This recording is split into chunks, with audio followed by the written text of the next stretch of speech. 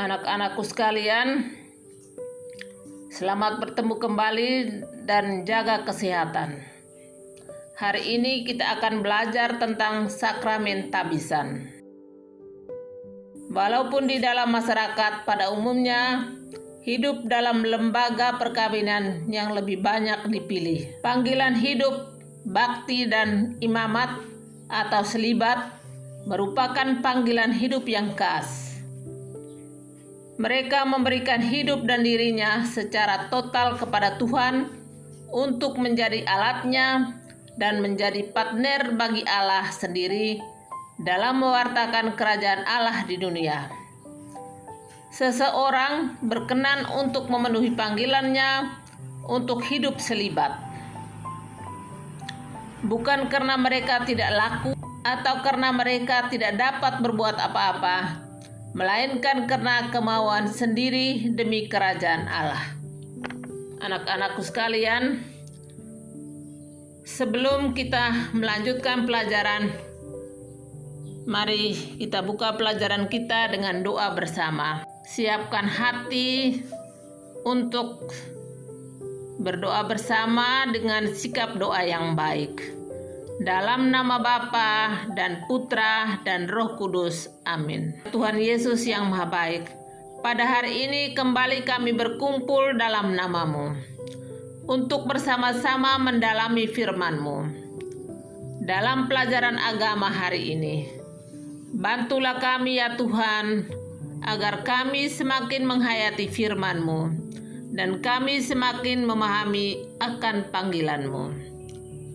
Bukalah hati dan pikiran kami akan bentuk-bentuk panggilan-Mu, sehingga kami nantinya dapat ikut ambil bagian dalam menanggapi panggilan-Mu dengan penuh sukacita. Demi memuji dan memuliakan nama-Mu kini dan sepanjang masa. Amin.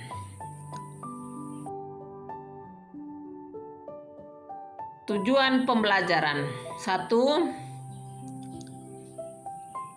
Memahami dengan belajar dari pengalaman panggilan menjadi seorang imam. 2. Memahami dengan mendalami pandangan Kristiani tentang panggilan menjadi imam berdasarkan Kitab Kanon 1008,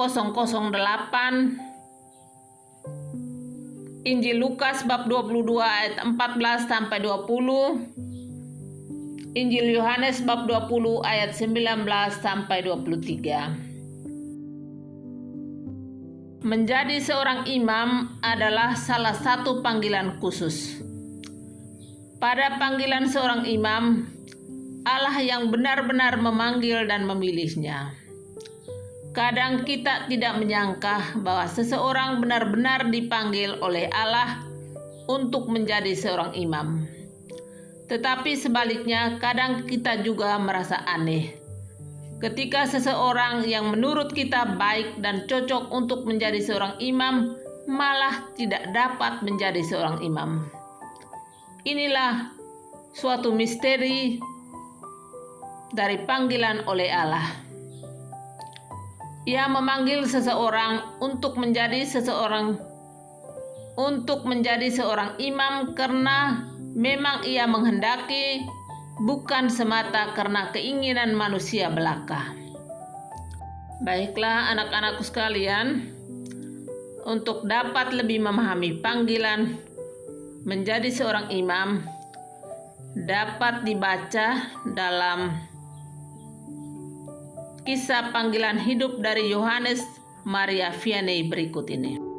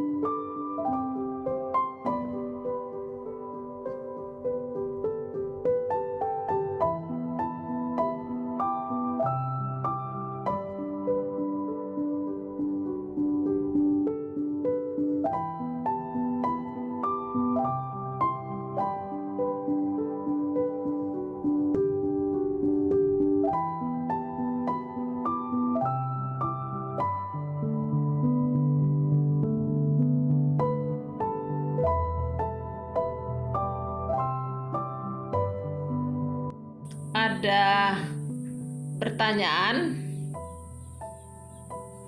yang harus direfleksikan.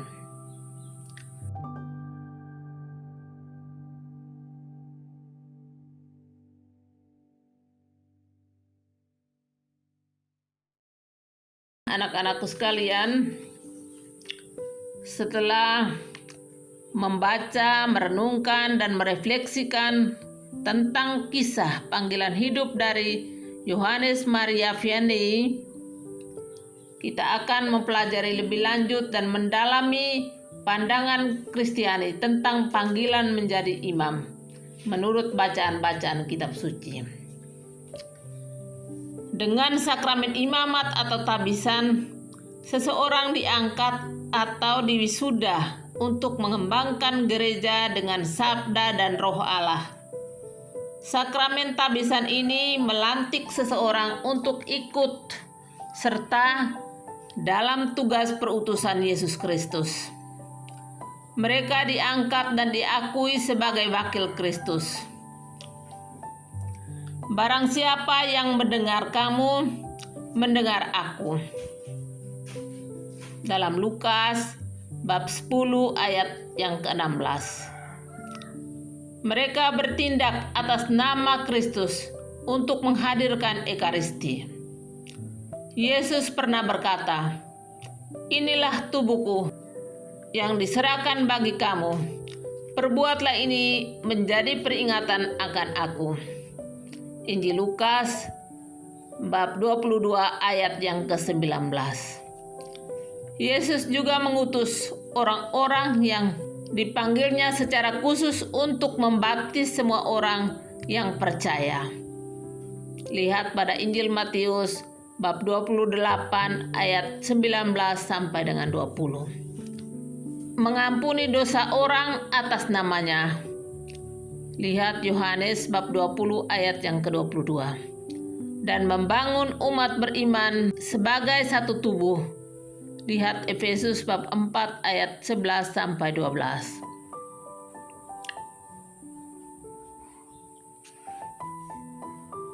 Anak-anakku sekalian, mari kita pelajari lebih lanjut tentang sakramen tabisan berdasarkan kitab hukum kanonik 1008. Kitab hukum kanonik 1008 berbunyi, dengan sakramen imamat yang diadakan oleh penetapan ilahi, seorang beriman diangkat menjadi pelayan-pelayan rohani dengan ditandai oleh materai yang tak terhapuskan, yakni dikuduskan dan ditugaskan untuk selaku pribadi Kristus Sang Kepala menurut tingkatan masing-masing, menggembalakan umat Allah dengan melaksanakan tugas mengajar, menguduskan, dan memimpin. Berikut bacaan kitab suci diambil dari Injil Lukas bab 22 ayat 14 sampai dengan 20. Nanti anak-anak baca sendiri dalam Alkitab.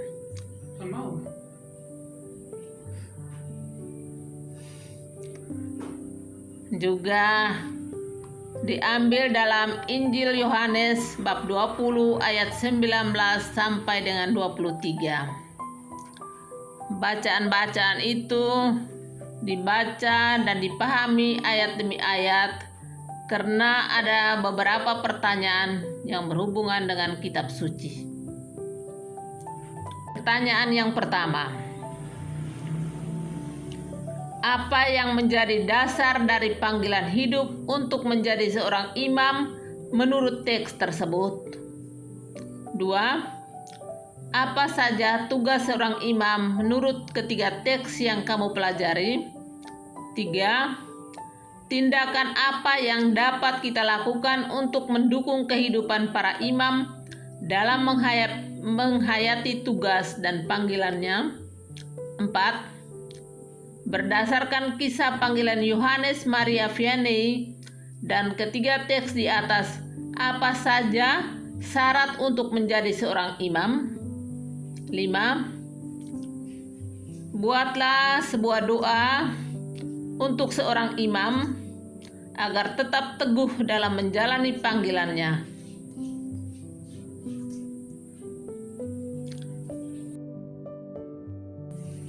Para imam memiliki tugas pokok, yaitu ikut ambil bagian dalam tugas Yesus sebagai Raja, Nabi, dan Imam, yaitu mengajar, menguduskan, dan memimpin.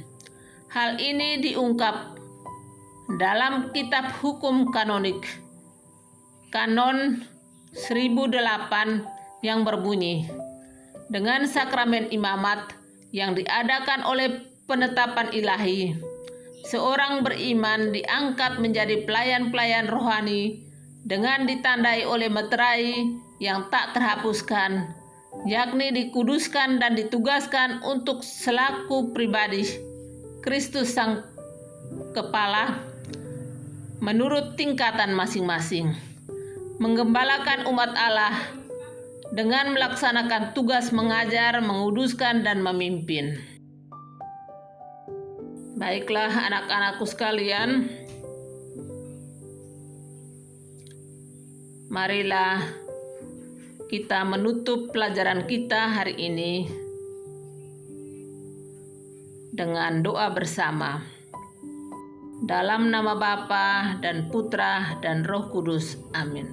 Ya Tuhan Yesus yang Maha Baik, terima kasih atas penyertaan-Mu sehingga kami dapat belajar pada hari ini, agar kami bersama-sama dapat mendalami firman-Mu.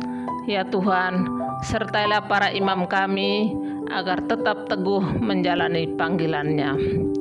Berikanlah mereka kesehatan dan kekuatan agar mereka terus menjalani panggilannya. Ya Tuhan, berikanlah contoh dan teladan hidup dari para